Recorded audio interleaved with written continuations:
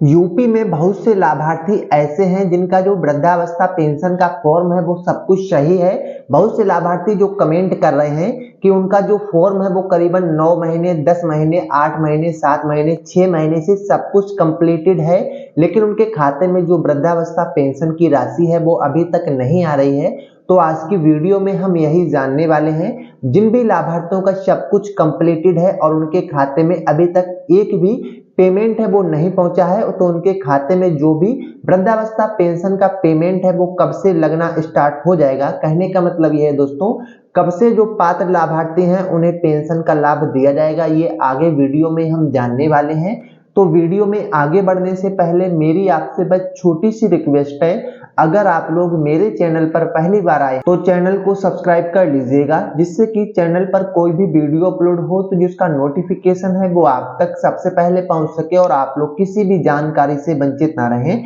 सबसे पहले दोस्तों मैं आपको बताना चाहूंगा, अगर आपका जो फॉर्म है वो सब कुछ कंप्लीटेड है, फिर भी आपको इतना जरूर चेक करना होगा कि आपका जो अकाउंट है उसमें एनपीसीआई लिंक है या नहीं है। क्योंकि बहुत से लाभार्थियों का जो नवंबर में पेमेंट हुआ था उस टाइम पर उनका जो पेमेंट है वो बैंक की तरफ से रिजेक्ट कर दिया गया था और उनका जो इंतजार है वो पेंशन का बना ही रहा। उन्हें ऐसा लग रहा था कि उनके खाते में जो पेंशन का लाभ है वो पहुंच जाएगा। तो एक बार आप लोग अपना जो एनपीसीआई स्टेटस है उसे भी जरूर से जरूर चेक कर लीजिएगा। अगर आपका जो एनपीसीआई स्टेटस है वो एक्टिव है तो आपको निश्चित ही जो वृद्धावस्था पेंशन का जो लाभ है वो दिया जाएगा। अगर आपका जो इनएक्टिव होता है तो आपका जो सरकार की तरफ से तो पेमेंट भेज दिया जाएगा, लेकिन जो बैंक है उसकी तरफ से आपका जो पेमेंट है वो रिजेक्ट कर दिया जाएगा। इसलिए एक बार अपना जो स्टेटस है वो जरूर से जरूर चेक कर लीजिएगा। अब हम जान लेते हैं, जिनके खाते में भी वृद्धावस्था पेंशन की जो राशि है अभी तक नहीं आई है, तो उनके खाते में जो पेंशन का लाभ है वो कब तक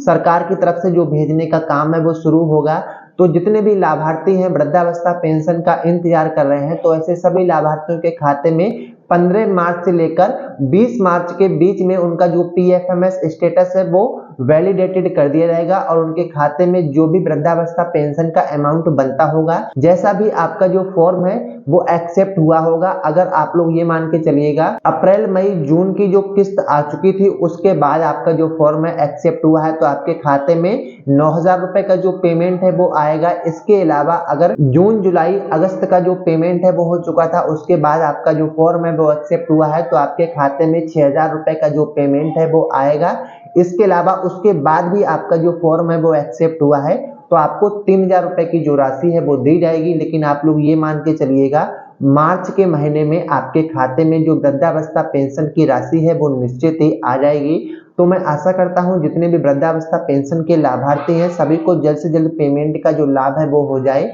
और इस वीडियो में अगर आपको थोड़ी सी भी अच्छी जानकारी लगी है तो आप लोग विक्रम मॉनिटर चैनल जरूर से जरूर सब्सक्राइब करिएगा, जिससे कि बेहतर से बेहतर जानकारी हम आप तक बड़ी ही आसानी के साथ पहुंचा सकें।